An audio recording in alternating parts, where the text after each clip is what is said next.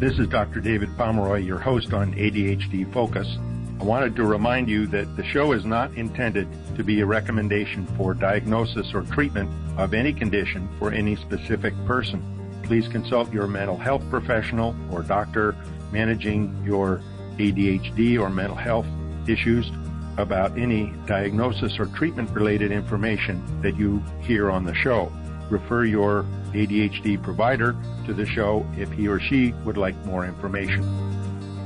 Today, I've got a great show with a patient who's agreed to talk with us about what it's been like. Alyxx came to see me about a year ago to confirm a childhood diagnosis that she'd not been treated for, and they decided it's time to check it out more. So we're going to talk about life before diagnosis, what it was like to go through the diagnosis process, and what they realized about how this fit into their life, and then life after starting treatment for it. So, Alyxx, welcome to the show, and thanks for being here. Thank you, Dr. Pomeroy. I'm actually really excited to be here because I think my journey is not unusual, and I hope that people hearing this will get some good information. Well, thanks. So tell me what it was like before your diagnosis, or maybe this second time. What wasn't working? Well, what wasn't working was everything. Just a little bit of history on that. I'm in my early 50s, and I grew up, and I actually have a relationship with my third and fourth grade teacher. We're still friendly. And she reminds me that everyone told my mother, this child has ADD, this child needs medication, this child needs some special help. And through the whole thing, my mother, as was not uncommon at the time, said, no child of mine needs to be put on speed, and just shut down the conversation, which meant that I spent a lot of time from childhood through college just in tears, a lot, because I had to hold everything till the last minute, or I wouldn't do anything. I remember being up at 4 a.m, starting research papers that were due at, 11 a.m. And I don't mean like little, book reports. I'm talking about like full-on papers for college, even my master's degree. Yikes. Yeah. I mean, literally just having no sense of how to control time, very low frustration tolerance, very low self-image, because people would tell me I was smart, but well, if I'm smart, why can't I even, my executive function is so poor that to remember to, eat 3 meals, get dressed, and brush my teeth was sometimes more than I could handle. I was diagnosed bipolar. People were thinking I was on the autism spectrum. There was a lot of diagnoses being thrown at me, and because of the way I was brought up, it was like, well, no, I don't need medication. I'm fine. To the point where I lost another job, yet another job, because I couldn't keep my excuse my language, I couldn't keep my stuff together enough to make deadlines. I would be fine. I would get everything done, but I was panicking my boss, and I would get into horrible moods and scream at them. So I lost them. A friend of mine referred me to you, Dr. Pomeroy, for evaluation. The evaluation process was fairly easy. You asked a bunch of questions. I think I filled out something. I seem to remember there being a form, but I wasn't totally with it at that point. The short version of what that brought to me now is I'm a mental health therapist. I've been working very underpaid in community mental health since I got my license. I'm now full-time self-employed therapist doing some teletherapy on my own and some through a platform, maintaining scrupulous business records, being able to make plans, save money. That's the one that surprised me. I'm saving money for the first time in my entire life. Great. I haven't overdrawn my checking account in a year. I can't express how much of a change that is in my life.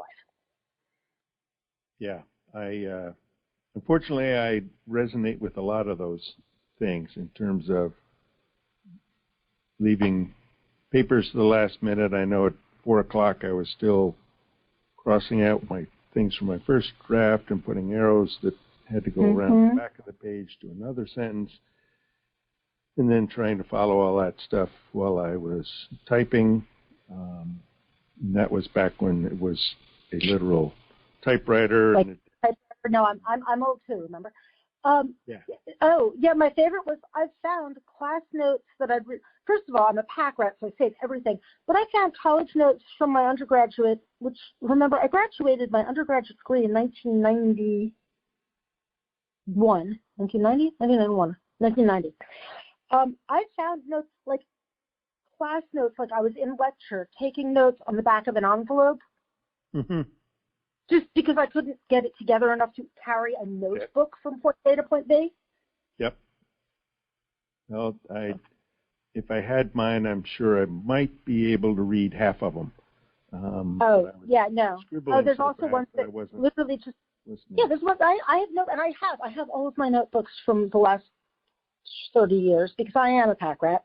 But I found one notebook of a class that I was a 7 a.m. class that I went to after my graveyard shift job. And literally all it is like I've written lines, like scribbled up and down and up and up as if I had written something for pages and pages of nothing. Got an A in the class. Well, and I think that's so typical where those of us with ADHD will do very well on a test.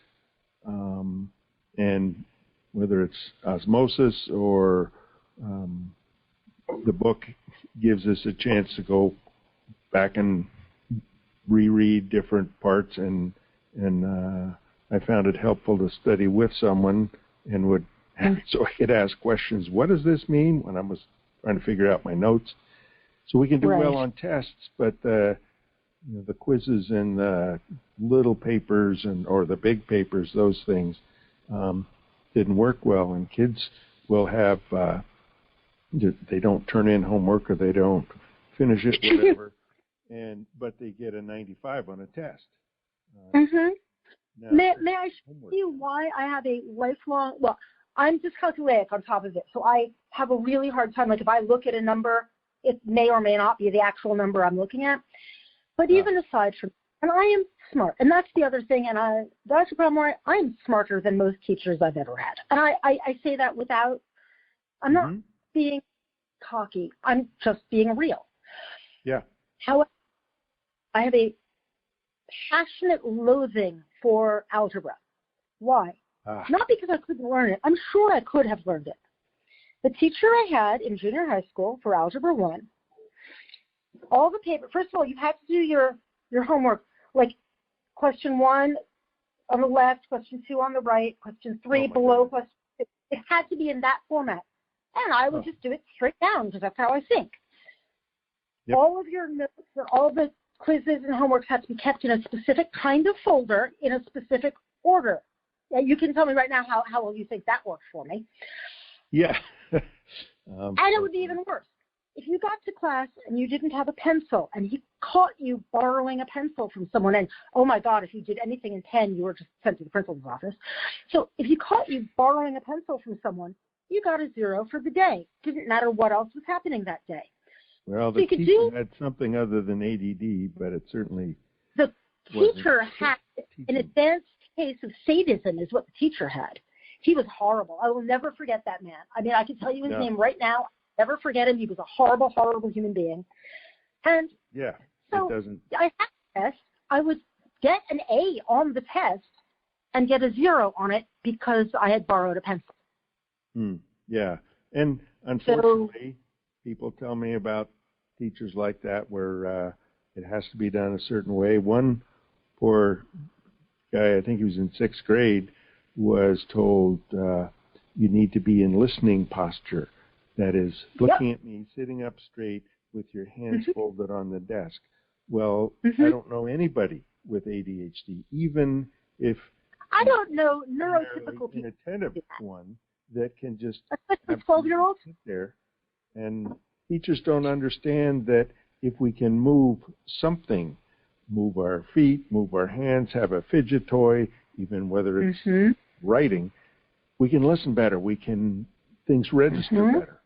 And if you just... I mean, to be honest, I'm Doodling right now while we're talking. Yeah. Well, because I'm taking notes. It's the only way I'm doodling too. I mean, you should see, I doodle. My calendar, my day calendar, which is next to my desk so I can not miss appointments, it's more doodles than writing. And, yeah, I had teachers, my mom's second husband, my stepfather, he would be helping me with homework like a stepfather might do. And he'd say, what's, 3 times 5? And I'd pause, and I'd look up at the ceiling to collect the answer. And he would look at me. The answer's not written on the ceiling. You will look straight at me and answer. Yeah, that's just, and to be fair, people without ADHD don't understand how come our brains don't work the way theirs do. Yep. And, just the idea of, okay, not everybody has blonde hair or brown hair, not everybody needs glasses, and it just doesn't occur to people, well, of course you can think the same. And no, of course we can't. I think I shared with you a story that somebody on Twitter told me. Would it be all right if I share that again with your audience? Yeah, sure. Okay. This is a story of a kid. I think we're talking like elementary school-aged kid. Mom comes in and says, make your bed. Kid says, I can't. And she said, just make your bed. And comes in a half an hour later, the bed isn't made, the kid's playing video games, whatever. And she's like, you can concentrate on video game, you can concentrate on making your bed, which, first of all, is not true, but there you go. Yep. Ended up in a screaming fight. The kid was getting grounded. The kid was getting punished. Finally, the mom was like, you have 5 minutes to make this bed or you're not something, some big punishment. Kid in a blind panic, crying and just at their wit's end, somehow makes their bed. Mom comes in 5 minutes later and says, see, that wasn't so hard. Yeah. That was my life growing up as well. So when I heard that story, it resonated pretty hard. But man, Dr. Pomeroy, if you can convince one parent to let their kid get the medical help they need, it's as much child abuse as if a kid was, type 1 diabetes and the mom said, no, you can't have insulin. Yeah, and yes, there's a lot of stigma around medications, which people don't understand. They equate it with speed and misunderstand. Oh, amphetamines, those are addicting. Yeah, right. Can be for someone who doesn't have ADHD. But if someone with ADHD takes too much, whether it's amphetamine or methylphenidate with Adderall, Ritalin, whatever, they don't feel good. There's no incentive to keep going. Oh, my goodness. Well, the other thing, when I was 17 up through about my sophomore year of college, when I got convinced that it was bad, so I stopped, I was taking basically anybody's little brother was on Adderall or Ritalin. I was getting a couple pills here and a couple pills there, and I was taking speed. Oh, yes, I was a bad kid. Yeah. I would take one pill, get through the day, and be like, well, yeah, I must be doing okay because I'm on drugs. Never occurred to me that, well, maybe I could get this prescribed and function every day. Yeah, exactly. It made me normal. Yeah, and people don't realize that, no, it doesn't give us a lot more energy and superpowers. It just brings us up to the level where everybody else is. Now we can keep track of things and write in planners, though not everybody gets the strategy part. I think they expect the medication to do it. So I'm a mental health counselor. I know that no drug is going to fix everything. You've got to add behavior change on top of it. But Dr. Palmer, I very, very specifically think of you as like my sainted guardian angel, because my life is said, I don't know how I would have gotten through the COVID lockdowns without, because my executive function was so bad. I probably would literally have not been here to have this conversation with you otherwise. So what things did medication not, I guess, take care of? What kinds of things did you have to do as far as behavior change? Oh, a lot.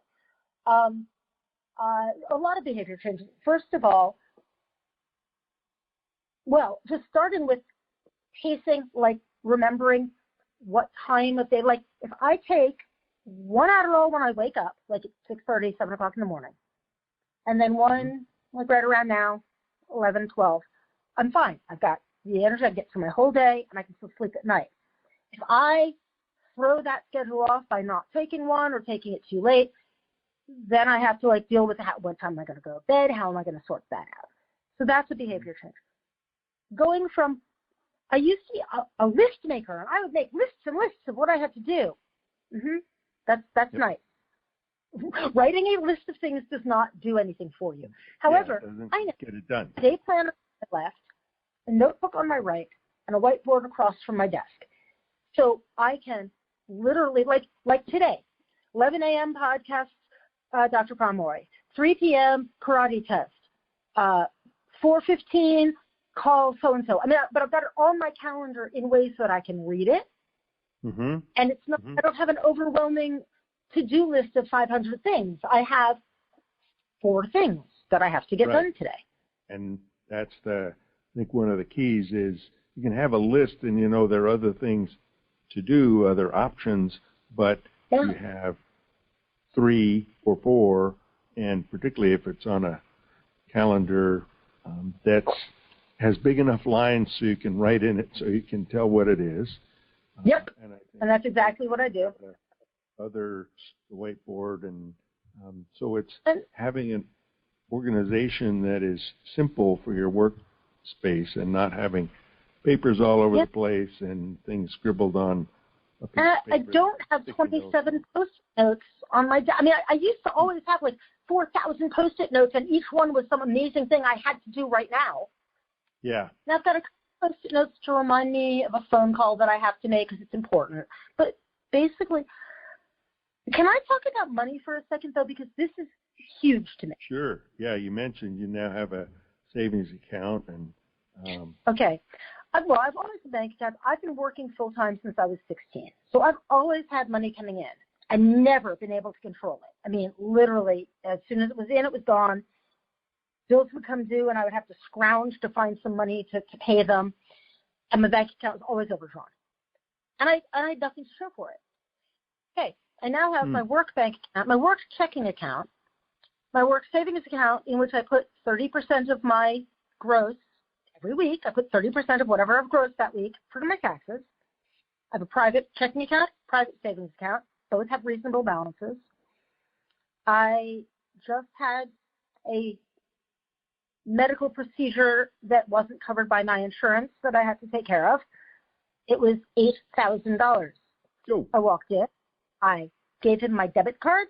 Well, the reception, my debit card. She ran it through her thing, and that was that. It wasn't even a question of can I afford this. It was a question of, do I want to put this on credit card and pay it over time, or do I want to take it all out right now? Yeah, that great. Was never 53 years. There was a switch that.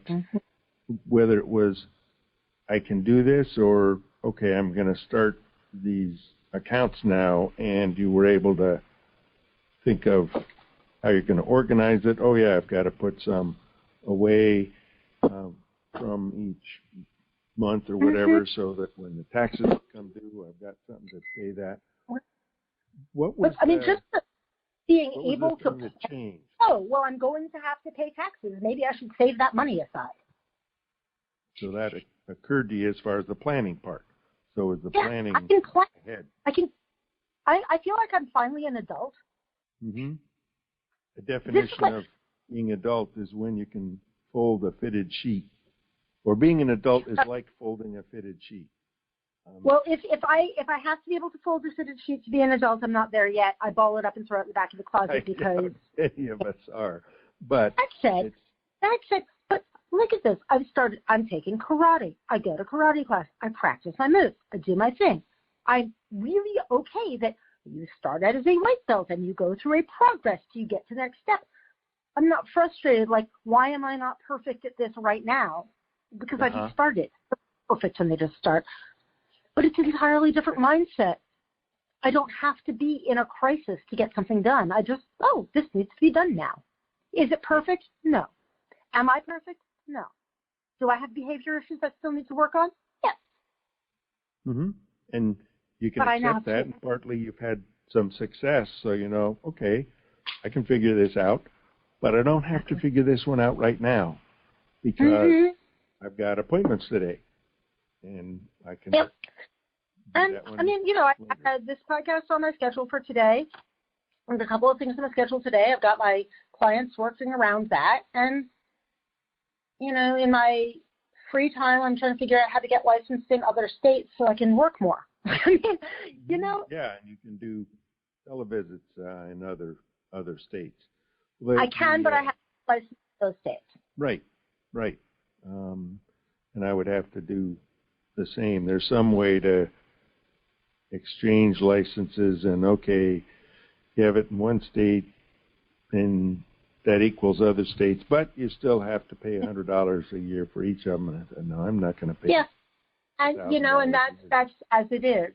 You still have to pay for them all, but some states are much better about, you know, oh yeah, you've had your license for 6 years, you can certainly have another license. And some states are like, no, we want you to take the test again. Yeah. I'm like, I took that test in 2015. I'm not taking it again. No, and that's you mentioned the not having to be in a crisis to get it done, and I think that's something that we learned so long ago that I can put it off and see I still get it done, and I do okay. And yeah, in elementary school, oftentimes you can. Some people with ADD can't even do that, but most of the time you can. Middle school, it gets tougher. College, it often doesn't work without being up all night and running the paper over to your class that you're 10 minutes late, but you finally got it done if you remember to bring all the pages. And that's definitely a brain connection thing, because when there's more adrenaline going, that completes the connections that dopamine can't do, because with ADHD you don't have enough dopamine to carry the signal where it needs to. It's not actually not having enough dopamine. You have plenty. It just gets taken back up to where it started without finishing. It's like the serotonin for certain kinds of depression. It's like the pancreatic insulin for a type 2 diabetic. It's there. It's just not getting used right. Yes, exactly, and that's the issue. So the consequence, I guess, or the good thing about not needing to be in crisis is then you can step back and have some patience to say, okay, I am going to be able to do this. It's worked on some things. Look, I've managed to figure out to have a day planner, and I know where it is, and a notebook, and I know where it is, and they're always right here on the desk. And I don't do anything else at this desk except this is where I work. So I'm in that mental headspace for it, which is partly a COVID pandemic isolation coping strategy, is have one place to work. Home is everywhere else. You know, a lot of people during the pandemic, being a mental health therapist, I've run into this a lot of people who I'm pretty sure have undiagnosed ADHD, and I'm actually several who have gone and gotten tested subsequently, and yes, in fact, have ADHD, who managed to kind of make it work by putting the external controls of when I go to the office, I can do X, Y, Z and hold it together for, that 7 hours. Mm-hmm. And sort of had that coping mechanism. All of a sudden, they're working from home and everything is very different. Mm-hmm. They're falling apart. I have more clients who I used to be able to do so well at my job. Now I can't even log on properly. I'm like, Yeah, because the mental space is, no, this is home. It's not work. Yeah. One of my patients, when this all started, said, okay, and he was someone who took the bus every day. He'd get dressed. He would walk out to the bus stop at the usual time, stay there for as long as it would take the bus to come, walk back home, read until the bus would have gotten him to work. Then he started work. So that's brilliant. Yeah, his way of making that transition, and just the time which kept him kind of in the rhythm of his morning. And then he could get going. But just walking from one door into the next room, that isn't enough transition in there. I also know a person who basically, when it was work time, put their shoes on. They didn't generally wear shoes in the house, but when it was work time, they put shoes on to remember that was work time. Yeah, there you go. Okay. Whatever it takes to keep the brain in the right. Yeah, little things that are that mindset. And those are the things that, for me, before medication, I'd wonder, where are those shoes? There was something I was going to do to remember I'm supposed to work. Oh, boy, now I'm 5 minutes late. Yeah, because that habit and the habit pattern and the routines, which work great, then you go on vacation or you go away for a weekend. Now you come back and, well, the routine wasn't there, and it takes a while to get back into that routine, but that definitely helps to have the pattern. And I found that I have to stop at the door before I leave in the morning and say, okay, watch, wallet, keys, phone, lunch. And if I do that, at least once a week, I find, oh, I didn't put my watch back on. I thought I put the phone in the pocket. No, it's over there. Mm-hmm. So that little mantra, which has taken me forgetting my phone a few times and wondering what I'm going to do for lunch, right, this really is important, and it gets into the pattern of what I do. So I think you found a lot of the strategies that help, and at the same time, you can find those and follow them because you're also taking medication, and you're able to keep things straight because you're getting sleep, you're getting some exercise, and that gives some structure. Oh, yeah. Oh, I didn't even say about sleep and exercise. I have never been a good sleeper. I'm still not great at sleep, but I go to bed at a consistent time and wake up at a consistent time. Found myself, without an alarm clock, waking up at about the same time on weekends that I wake up during the week, which means I'm not wasting Saturdays by sleeping till noon. Exercise, I've never. Well, I used to be a distance cyclist when I was a teenager, but and skiing. I used to ski all the time. But as an adult, I let a lot of that slide. Now, as I said, I take karate twice a week. I practice in between. I walk. I'd already started doing a lot of work on my weight prior to getting diagnosed and on medication. And I will say, to be blunt, Adderall did help because it limits your appetite, did help me get past that last little bit of weight that I was struggling with. Yep. But that, I'm talking about 10, 15 pounds of weight, not the 100 pounds that I'd already lost. So I really had been working on it. But I'm 5 feet tall. In February of 2018, I was 240 pounds. Oh, my goodness. I was just thinking about what that must have looked like. I'm now 125 pounds. That takes a lot of discipline. That was very hard, and I don't think I could have stuck with it over the course of being locked down in my house. I don't think I could have stuck with it without the routines of, take my medication, eat when I'm hungry, not randomly for fun, and move. I mean, honestly, you want to lose weight, move your body more and eat less. That's it. That's it. That's the magic formula. Anything else is not going to work. And the eat less has a whole lot of different things that go into it. And there's a whole lot that goes into that. Eat less McDonald's and more salad. Okay, fine. But even if you live on McDonald's, if you eat less and move more, you're going to lose weight. Yeah. I mean, it's you don't biology. Have 2 burgers or whatever. Well, I think that the other thing that goes into what we've been talking about is we're able to keep a structure in the day, and the most challenging time for anybody with ADHD is unstructured time. And we had a lot of that over the last 20 months. Yeah, and if you're in lockdown of, I'll get to it, which is the famous last words of anyone with ADD, that, there's time today, I'll get to it. But you're home and then you were going to do a project here, or, I wonder if I can get to the next level in that game or whatever, and all of a sudden it's 4:30 and you haven't done anything.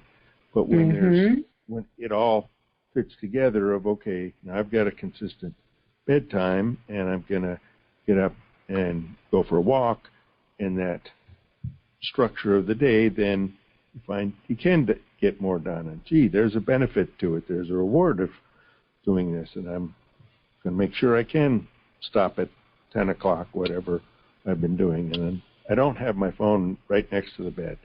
Those kinds of things that help us get past the temptations of ADHD, the automatic fall into it issues that we struggle with, particularly when there's not a structure, a pattern. Exactly. Well, thank you so much for sharing your story. No worries. It's great to hear the progress you made, and I think people have probably, as adults, we may have more motivation to make sure it works, because we know what doesn't work way more than someone who's in 10th grade. I mean, but if anybody listening to your podcast thinks maybe they need to go get tested, please do. It is life-changing. Also, the levels of misdiagnosis. I am fairly sure, I am bipolar, I get that, but I am fairly sure that 90% of what was being diagnosed as bipolar symptoms was untreated ADD. Because once I got on Adderall, the mood swings just leveled out in ways that bipolar meds never had worked. And so many people come in and they've taken so many medicines for anxiety or depression, treat the ADD, and the things that had triggered those things about feeling bad about yourself, they went away. They don't need those medicines. I mean, some people do have both. Some people still do. I mean, I still need my lamotrigine, but that's okay. Okay, this is been really, really neat, and I hope you got what you needed for this, because this has been a neat conversation. Yep, I've enjoyed it a lot. Thank you for your time. And thank you. Stay tuned for our next show, which will be a combination of what Alyxx and I talked about and another guest, Aaron, who will be talking about his life transformation. So thank you for listening. We'll see you next time. Be well.